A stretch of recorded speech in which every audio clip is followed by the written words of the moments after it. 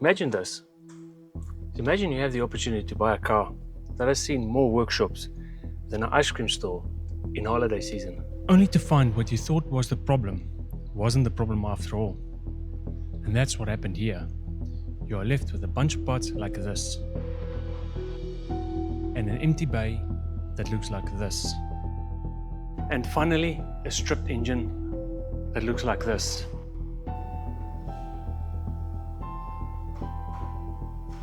This Land Rover costed me months of hard work, nearly ended up a business partnership, and after all that, the engine decided to destroy itself.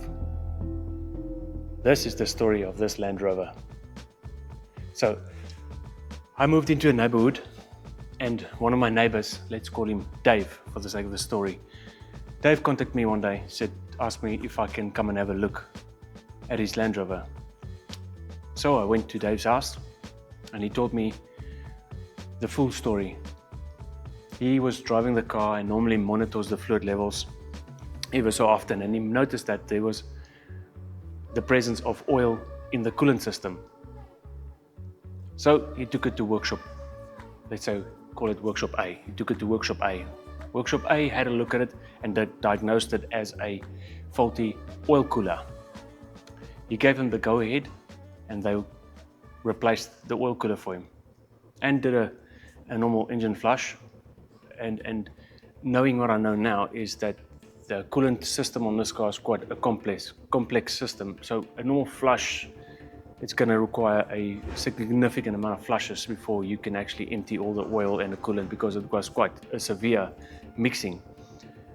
So they proceeded to flush the coolant system and gave it back to him to monitor. So he took it back, he monitored the coolant system, and he still noticed there was still presence of oil in the coolant system. He took it back to workshop A. Workshop A said, well, it must be some remainder of oil in the coolant system. So they proceeded to flush it once more. He got it back again and he drove it, and he still noticed that there was some oil in the coolant system. And he thought to himself that it shouldn't be normal. There shouldn't be that much oil in the coolant system. So he then took it to, let's say, we call it workshop B. Took it to workshop B and told them that workshop A has already replaced the oil cooler, and this is what they found, and they also recommended a coolant flush.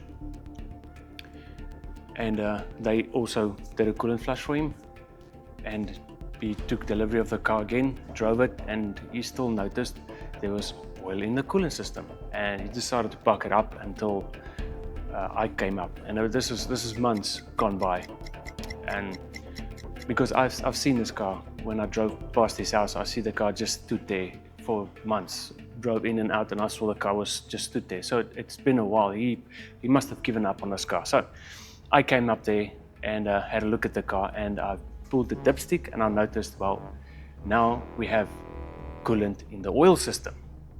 So my immediate thought would be that knowing that the story of the replaced cooler must be that there's an head gasket issue. Dave did not like this diagnosis. He then told me that if this is the case, he might as well just part ways with this car, because he's given up trust on this car. So he said that he's going to sell it. So I then, saw an opportunity. How hard could it be? Cylinder heads, maybe it's just cylinder heads, replace the cylinder heads. But the problem is, it's not something that I can do in my garage at home. Knowing these cars, you gotta split the chassis and the body in order to gain access to the components. So what I did was went to my boss at the time, to a workshop that I was working for. I approached my boss and said to him, listen here, I can get this Discovery 3 for a good price. How about if I purchase the car, you supply the parts and labor, and then we sell it and we split the profit 50-50. He said to me, okay, yeah, that sounds like a good idea. Let's do it. So I bought the Discovery. I drove it to the workshop, and there I immediately started working on it in my free time. We had free time, so the deal was that if we were not busy in the workshop, that I could spend time on this as a fill-in job. Then, that could be that was the arrangement, and he was happy with that. So I started stripping this car, body off, open up everything, started stripping the heads, everything open. I came to the cylinder heads when it was time to remove the cylinder heads. I removed the cylinder heads, had a visual inspection of both the cylinder heads, or first cylinder one, or bank one. First removed bank one, had a look at it, see the cylinder head couldn't see any visible damage that would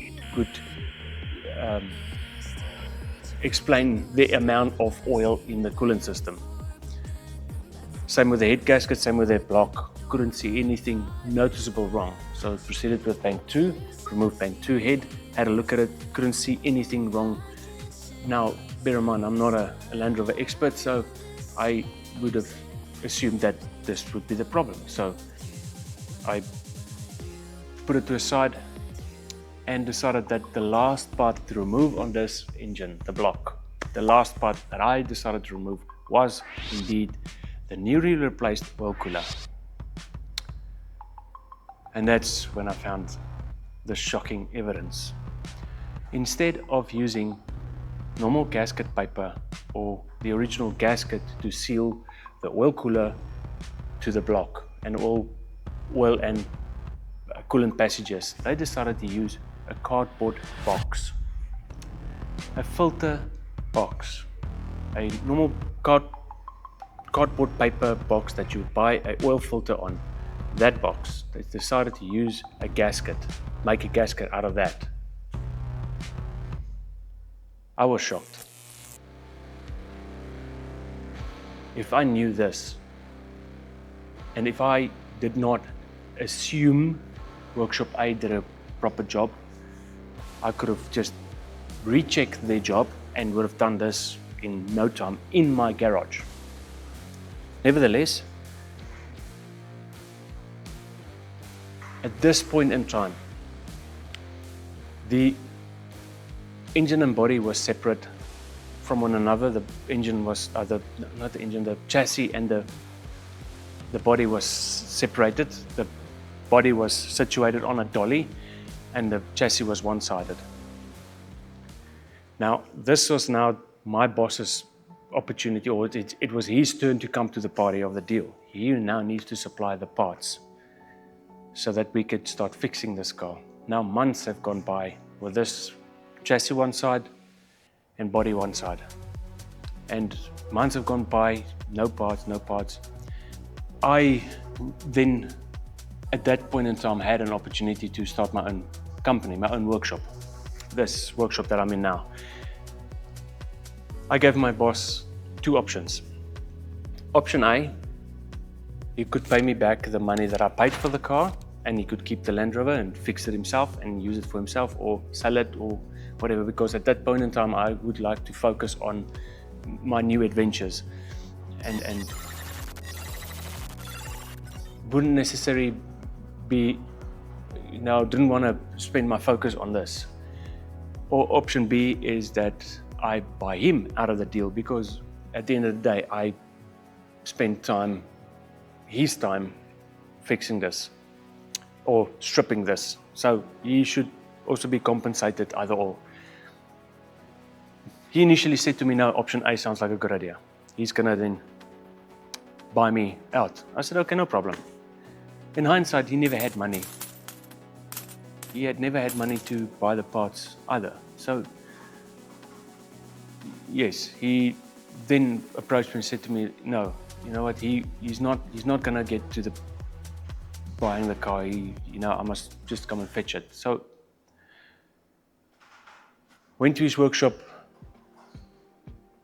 took the body, put it back onto the chassis and towed it to got it towed to my workshop. And it stood here for a while until I had the opportunity to fix it. So when the opportunity came to fix it, the cylinder heads was redone. As the turbo was redone, I got a new radiator for it. So I now had to start fixing this. I did. Got some time away, put some time aside, because I knew if I was going to start on this car, I did not have the facility to take the body and put it to one side.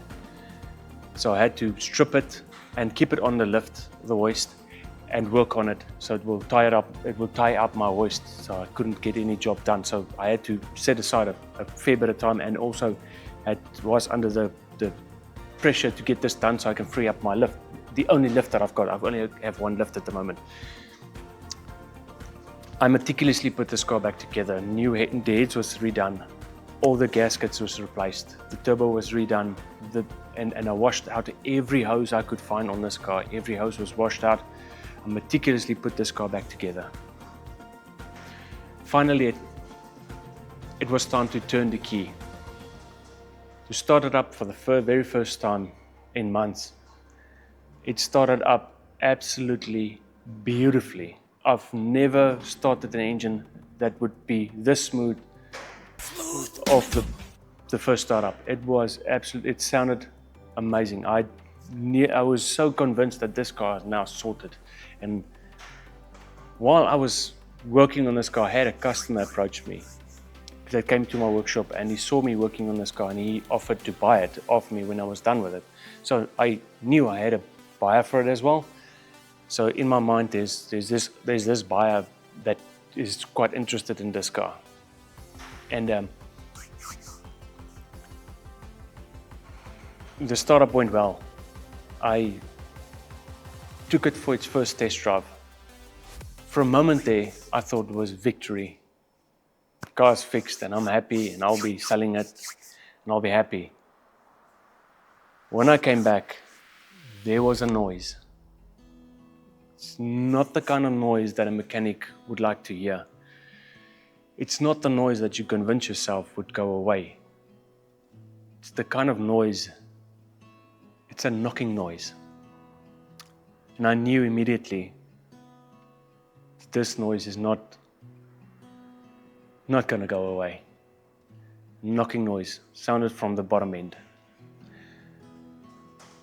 I then went to the internet, did some research as to what I did wrong. How could this be?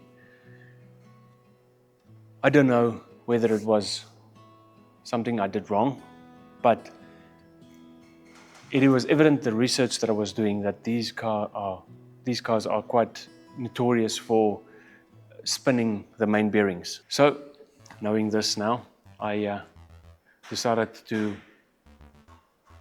remove the engine.